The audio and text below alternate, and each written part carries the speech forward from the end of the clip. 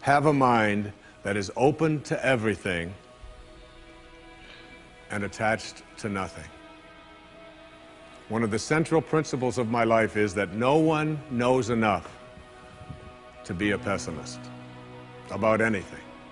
And that each and every one of us, when we close our mind to what is possible for us or what is possible for humanity, closes off the genius that resides and lives in each and every one of us. Having an open mind doesn't necessarily mean finding fault with all of the things that you've been taught by others. It means opening yourself up to the potentiality and the possibility that anything and everything is possible. So having a mind that is open to everything and attached to nothing really means finding within ourselves the ability to get rid of a trait that I find so common in the contemporary world.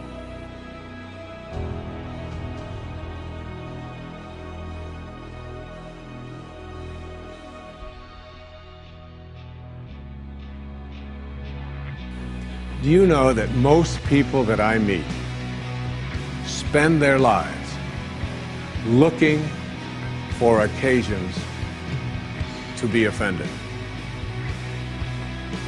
They actually are out there hoping that they can find some reason to be offended. And there's no shortage of reasons. They're out there everywhere. The way this person dressed, what this person said, they turn on their TV, they hear the news, they're offended by this. Someone used language that they didn't like, someone doesn't share the same customs that you, and people all day long. In fact, if you keep track tomorrow, you will find probably 100 reasons that you can go around being offended.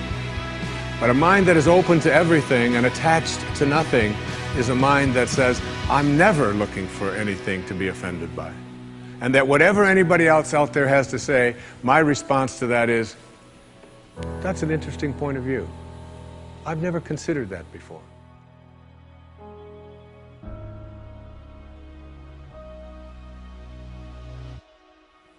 It took people who had a mind that wasn't closed to allow us to make the progress that we've made. Progress is impossible if you always do things the way you've always done things. But the other word in this, what Talopa said, is be attached nowhere. Be attached nowhere. Attachment really means I am deluding myself into a belief that if I can't have or if I can't do this or that thing, then somehow I am going to become immobilized. So an open mind that is detached.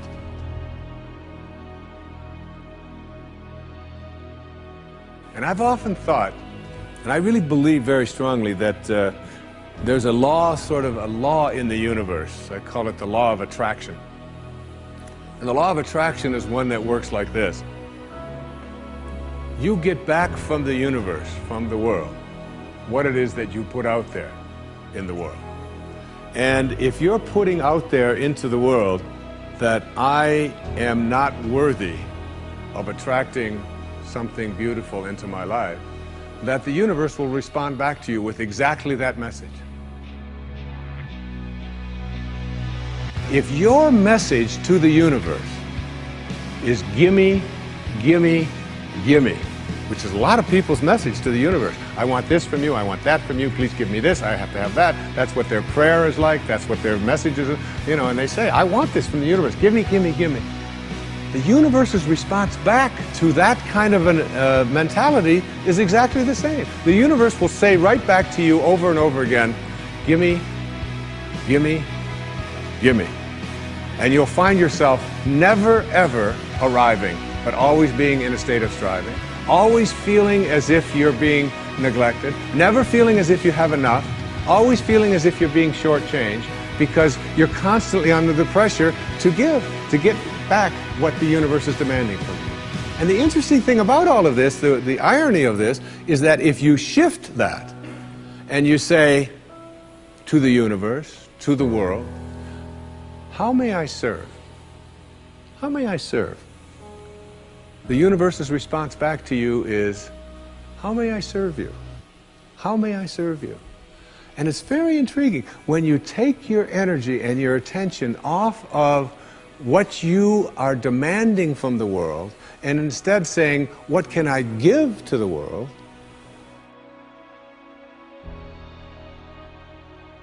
That when I stopped thinking about what was in it for Wayne Dyer and how much could I get, and I began to shift and say, how can I help you? How can I give to you? What can I do for you? And people who write to me, I send them something. When I encounter somebody that needs help of some kind, I'm very often just giving that to them. And then I find that it just keeps coming back into my life. And once I shifted that energy off of what can I have into what can I give, it seemed to me that the universe responded back with the very same message. What can I give to you? And the most incredible and wonderful and beautiful abundance has flowed into my life in every way that I can possibly think of. You can't give away what you don't have. So take a look at an inventory of what you do have. How much do you love yourself? How much kindness do you have in you? How much peace do you have in you? How much joy do you have in you? And if you're able to give that away as many times as you can in a given day, watch and see how much more of that continues to show up and come back in your life. Well, don't die with your music still in you. All of you have some music playing. And all of you have a heroic mission. There's no accidents in this universe. We all show up here with a purpose. There's an intelligence that is a part of everything and everyone, and all of us are connected to it. And too many of us are afraid to listen to that music and march to it. You out there, I know you have a book you wanted to write. I know there's a composition you wanted to compose. I know there's a song you want to sing someplace. Maybe you want to raise horses out in Montana. Or maybe you want to open up an ice cream shop on Cape Cod. Who knows what it may be. Maybe you just want to travel and see the world. Maybe you want to go into a relationship with someone but you've been afraid to, but your heart says it's the right thing to do. All of us feel something. And in Leo Tolstoy's famous novel, The Death of Ivan Ilyich, he asks this question that would be terrifying to me. He says, as he has his accountant from Moscow lying on his deathbed, contemplating the horror of this question, what if my whole life has been wrong? I've known what my music is. It's playing right now. As I stand here in front of you with these cameras and in this place, and as I sit down and write my books and tell the world what I know are my truths, I feel always completely on purpose and fulfilled. And no time will I ever come to the end of my life and say, what if my whole life has been wrong? Whoever you are, whatever that music is, however distant it may sound, however strange, however weird others may interpret it to be, don't get to the end of your life and know that you're going to leave and not have it played yet. Don't die with your music still in you. It's the message of the greatest teachers who've ever walked among us.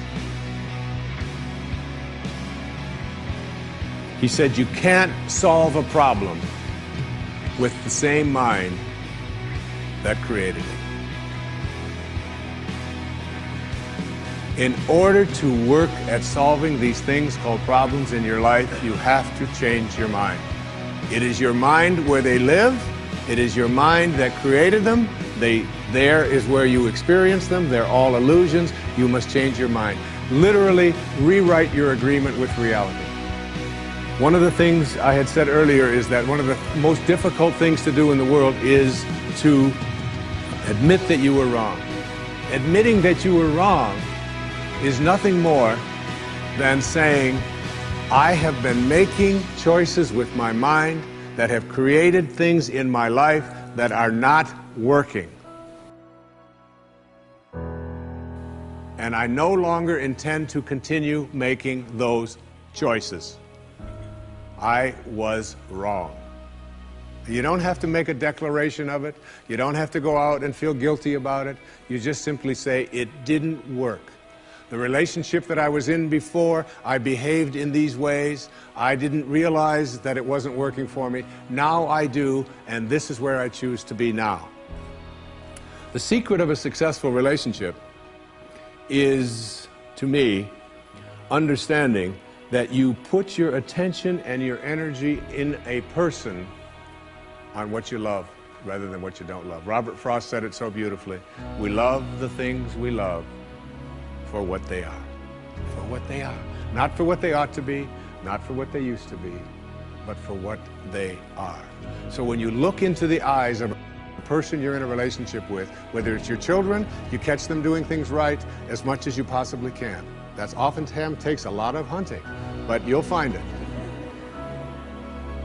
And when you think that my relationship isn't working, remember, it's in my mind. What am I thinking about that person? And if I could just change my mind and put my thoughts on what I love about this person and keep them there, that makes the relationship flourish. And there are people who go through their entire relationship history with no anger, no hatred, no bitterness, and only love.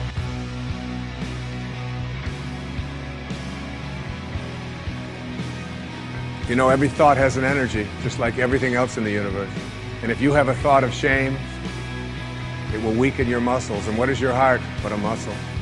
If you raise a child who believe in shame and feel ashamed of themselves, every time they think that shameful thought, they will be weakened. And if you have a thought of fear, and if you have a thought of stress, and you have a thought of anguish and anxiety, all of these thoughts and many more are the thoughts that will always weaken you. When you are having a thought that you know is disempowering you, shift it. Shift it to one that is empowering rather than disempowering. And the thoughts that empower are thoughts of neutrality and willingness and love, and ultimately thoughts of divinity. And when you see a troubled person who is out there struggling at the highest level of unity consciousness or God consciousness or spiritual consciousness, you recognize yourself in all that you see. There, but for the grace of God, go I. And I am connected to that person. Changing your thoughts.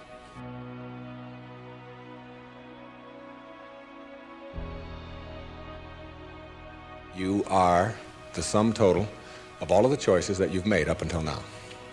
And anything about yourself or your life that you don't like or isn't working or isn't mobilizing you is to be looked at in terms of, can I grow?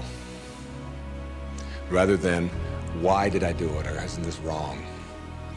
See, the two ways to motivate yourself are deficiency motivation, which says, where I am I don't like. I don't like what I've done.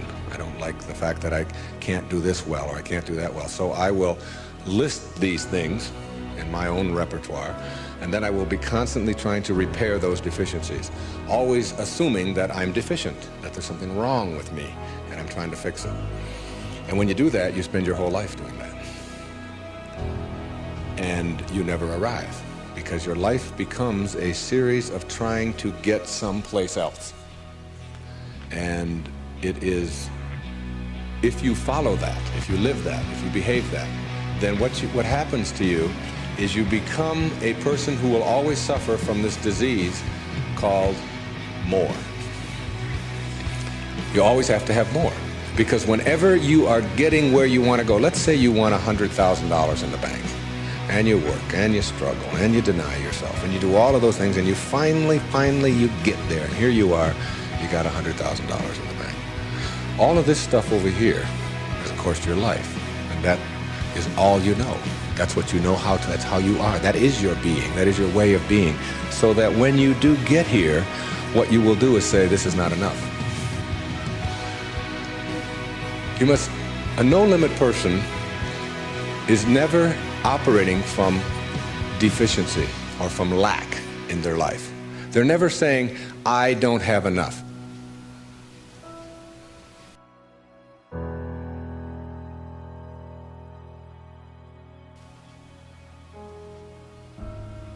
You see, You're never going to get enough. You already are everything. You're everything that you need. Think of it for just a moment. Everything that you need to have total bliss, perfection of your life, you already are. You already have it. You came into this world with nothing. That's how you're going out. And the time that you have here, what you have is your uniqueness, your specialness, and you don't need anything else. Now think on this. If you don't know how to appreciate what you have and where you are in your life, you don't need anything else. Because if you do get something else, you won't know how to appreciate that either. You'll just want more. Or you'll want it to be different. Or you'll want it to be the way it used to be. Or you'll want someone else to be the way you think they should be. Successful people or no-limit people or self-actualizing people or inner-directed people, whatever labels that have been put on them by great thinkers and philosophers and therapists and people that have looked at human beings, these kinds of people are people who always have enough.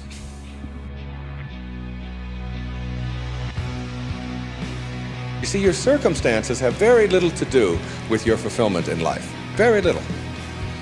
It's how you're approaching your circumstances. It's your attitude towards your circumstances that make all the difference in the world. And taking what you are and accepting it.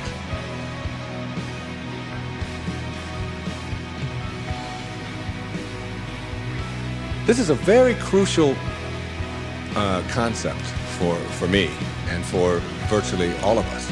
It's this idea of taking your life in your own hands and being the kind of person that you choose to be, and understanding that everything that comes your way is an opportunity, is a blessing.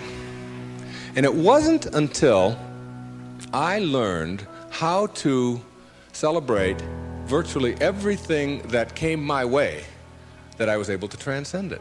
You see, everything that was given to us by God, whatever that is perfect. No one can deny the mountains are perfect and the rivers are perfect and the birds are perfect and the hippopotamuses are perfect and so on. This is just what was given to us. Everything else that you have on our planet, that we have on our planet, comes about as a result of thinking. Thinking. Thought makes it so. All right? This microphone comes about as a result of thinking. Somebody imagines it. Somebody then tells somebody else about it, and it creates it. The dress that you're wearing, this shirt that I'm wearing, the shoes that you have, the stage, these cameras. Everything that you see that wasn't given to us was created by man as a result of the way that we think.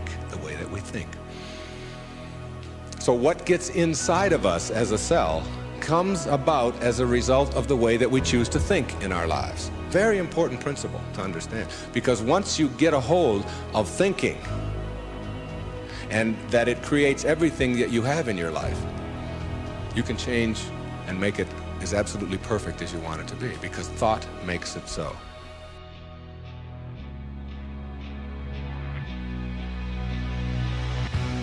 Creative visualization is what we're talking about here.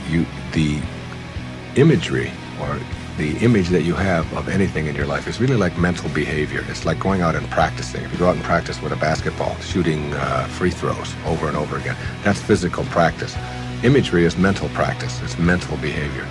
When you have an image that you can succeed at something, when you have an image that you can do it rather than that you can't do it, when you get into your car and you have an image that you're going to find a parking place rather than that there'll be no place to park, so you're not looking for no place to park, you will start acting on the image that you have, very much like you will start acting on the practice that you have when you're shooting baskets or when you're hitting a forehand or working on your soup or anything else that you're doing.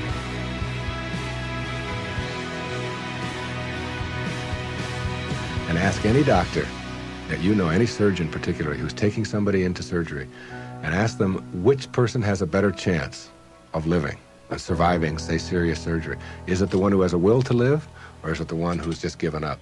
And the surgery and the cases are exactly the same, all right? But the person who has that will, which we can't define, you can't go out and get a bucket full of will and bring it in there. It's an attitude, it's an approach, it's a belief, all right, that you can do something. And when you have that belief about yourself, then, you know, you've got so much better opportunity to be well in your life. And a belief is everything. I don't know if you've ever thought of that. I watched a little girl, 5 years old, learning how to swim. And she's holding on to the edge of the pool, and she wants to get over here to the steps. And it's just 5 feet or 6 feet, and she'll let go, and then she'll hold on again. She'll let go, and she'll hold on again. And finally, there comes a time when she lets go and goes for it. Okay, you've seen this with your children. And what you ask yourself is, in the moment before that, when she was holding on, and then look at the moment afterwards, does she have any different skills? What's changed? Yeah, the skills she didn't have any new skills. She didn't learn any skills in that second. What she has is a belief that she can do it. And when you believe it, when you really just believe that you can do it, that's what allows you to swim. And when you think about it now, do you know how to swim? Yeah, so when you dive into the water, you don't think about that. You just know when you dive into the water, you can swim. You don't have any necessary swimming skills or anything like that. Or when you get on a bicycle, you get on, you know that you're going to, unless you believe you can't.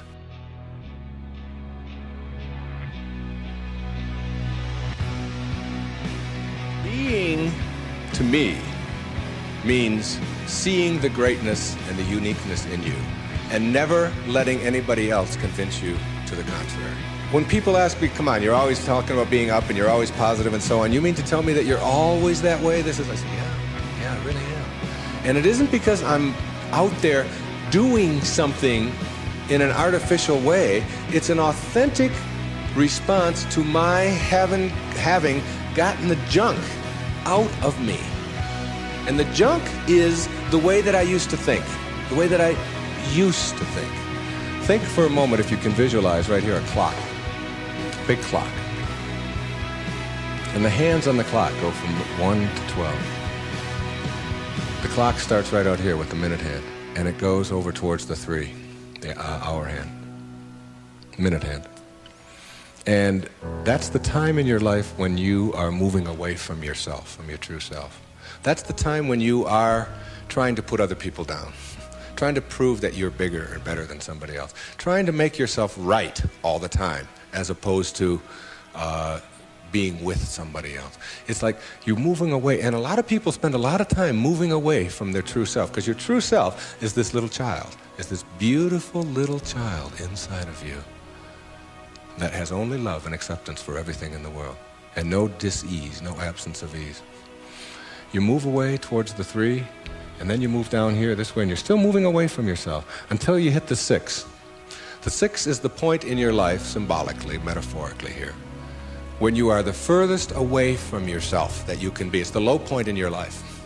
It's the point where many people break down, or many people break down their relationships, or they feel full of despair, they feel full of hatred, whatever it may be. And a lot of people die then. A lot of people are put into hospitals then. A lot of people have to really seek out therapy then, and so on. And when you're at that sick. There's another part of the clock that goes from 6 to 12 that I think of as living in the light. And this is when, and see, this clock hand never can go back. It can't go back. It can only go this way. It only goes this way, as does life. It only goes this way, forward. In this period, this place between 6 and 12, that's when you start coming back to yourself. That's what enlightenment is. That's the pathway to enlightenment. When you send out that stuff that is destroying you, that is killing you in one way or another, and you move yourself back over here, and eventually you get yourself all the way back. This is the light over here. This is the place where you can't go back. You'd be tempted. You might be tempted to steal. You might be tempted to use anger. You might even slip a little bit, and you catch yourself.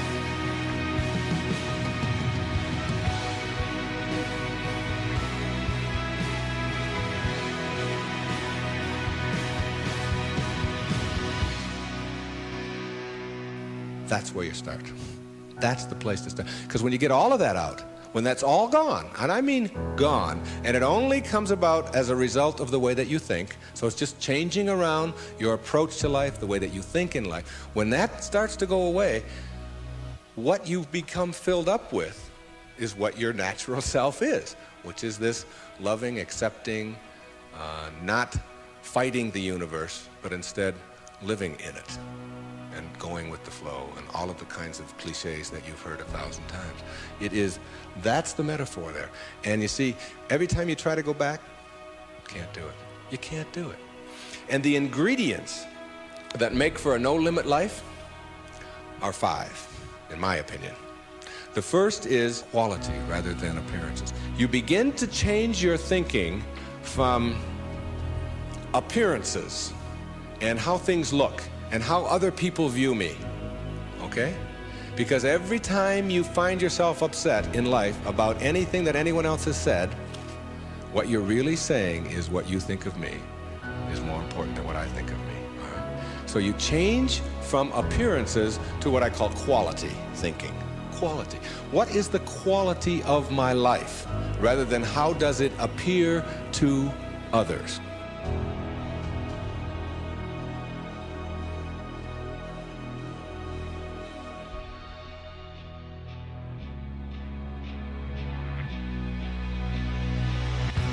Now, do you tell yourself that because my friends don't like me, that means there's something wrong with me? Now, that's what you have to learn, that another person's opinion is just that. It's their opinion, and that's all it is. Every time you are upset, or your children are upset, because of what somebody else says about them, including their peers, what you are really saying in that moment, and this is really important, what you're saying is, what you think of me is more important than what I think of myself. And you must never give anybody that kind of power and control over you, because they will always have it.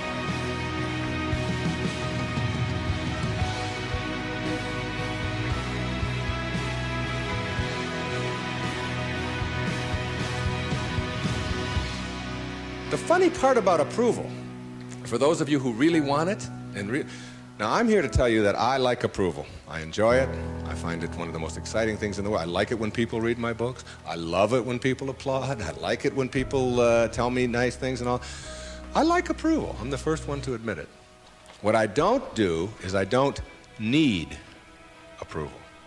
There's a big difference between wanting approval and needing approval. When you need approval, it means you become immobilized when you don't get it, from making other people's opinions more important. Now, for those of you who say, yeah, but I want approval and I need it, and if I don't get it, and so on, then understand this. The people who get the most approval in life are the ones who care the least about it. And the ones who get the least approval are the ones who are always going after it. So if you want approval in this paradoxical way that I'm talking about it, stop needing it. Stop concerning yourself about it. Ask yourself, who gets the most approval in life? Think of the person that gets the most approval, and you'll see that that person couldn't care less what other people are thinking. They're so busy being, they don't have time to notice what their neighbors are doing. Thoreau said this, he said, if you advance confidently in the direction of your own dreams and endeavor to live the life which you have imagined, you will meet with a success unexpected in common hours. What that means is that success is not something that you can get in life. Success is an inner process. Success is something that you bring to everything you do in your life. It isn't something you get out of what you do. And when you get that, and you learn how to get the junk out, and advance confidently, doing what makes the most amount of sense to you based on your inner signals and the one issue of morality, which is you never interfere with anybody else's right to do the same. Each person has their own right to advance confidently in the direction of their own dream. And when you violate that, you're violating the principle of the universe, the essence of the universe, which is cooperation and harmony. Then success will begin to chase you. And it will come into your life and arrive in your life in amounts that you never dreamt of before. That you never dreamt of. Things will start happening to you that you would never imagine before. I'm working on a book right now that's going to be called You'll See It When You Believe It. And when you start believing in some of these principles, you'll start seeing things that you were blind to for so long. When you were back here in the 2 and the 3 and the 4 and the 5, when you were moving away from yourself, as long as you're moving back towards your universal essence, your harmony with yourself, your cooperation with the rest, things will start happening in ways that you never dreamt of.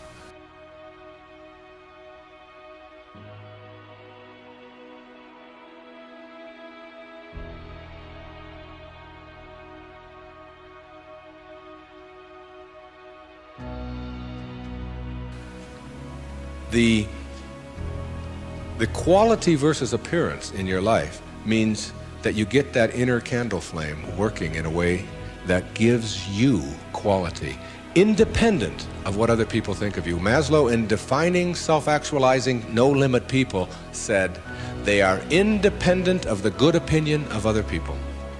Of the good opinion of other people. Independent of it. They're so busy advancing confidently, doing the things that make sense, and bringing success to changing their baby's diaper, and bringing success to weeding their garden, and bringing it to the job. They bring it on the airplane, so that when they run into somebody who is rude to them, a stewardess that is rude, they don't see it as an attack on them. It's just where they are, and they send them love. Help them a little bit. You know, they're kind. When somebody wants to get in on the freeway, and they're one old temptation when they were on the 1 to the 6 side was to say, oh yeah, nobody's getting in front of me, I'm getting there first. It's like, they slow down a little bit. They don't have all that type A stuff of having to beat somebody else and having to defeat somebody. It's a new way of being. It's a way of quality, where your harmony allows you to cooperate, and you are a part of what this whole thing is about.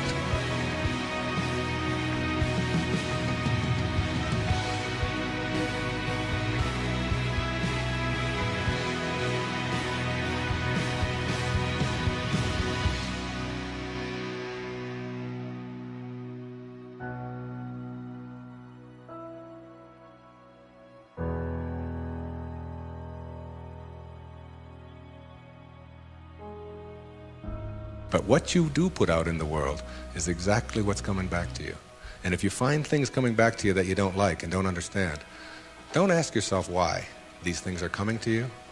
Ask yourself what you're doing to make them come back to you. And when you start putting the responsibility on yourself, you'll start seeing dramatic changes. Dramatic changes. A new way of being. Instead of ethics, instead of rules, ethics. Another new way of being. Instead of looking all your life for achievements and externals, try living your life on knowledge for the sake of knowledge. Knowledge instead of achievement. For the sake of knowledge. Being in a context in which you don't have to collect a lot of merit badges. You don't have to collect a lot of awards and other people's value judgments. That you go to school, or you go out into the world, or you read, or whatever it is you do, because it makes sense to you, not because of what somebody else is going to put on a transcript, or where you're going to appear in a class list. We need to help our children to understand and value the importance of knowledge for the sake of knowledge, and doing things that make sense rather than taking the easy way. Knowledge rather than always trying to achieve. We're in an achievement-oriented society, which tells us that we evaluate and judge a human being based upon how many achievements he has. But most of the people who get caught up in that trap and are always in this circle of trying to get ahead, trying to always get ahead, their reward for that almost always is higher blood pressure, ulcers, early deaths, and even things like cancer, we're beginning to find out, are related to the kinds of stresses that we have. And remember, it's a perfect universe. There's no stress in it. There's only people thinking stressful thoughts.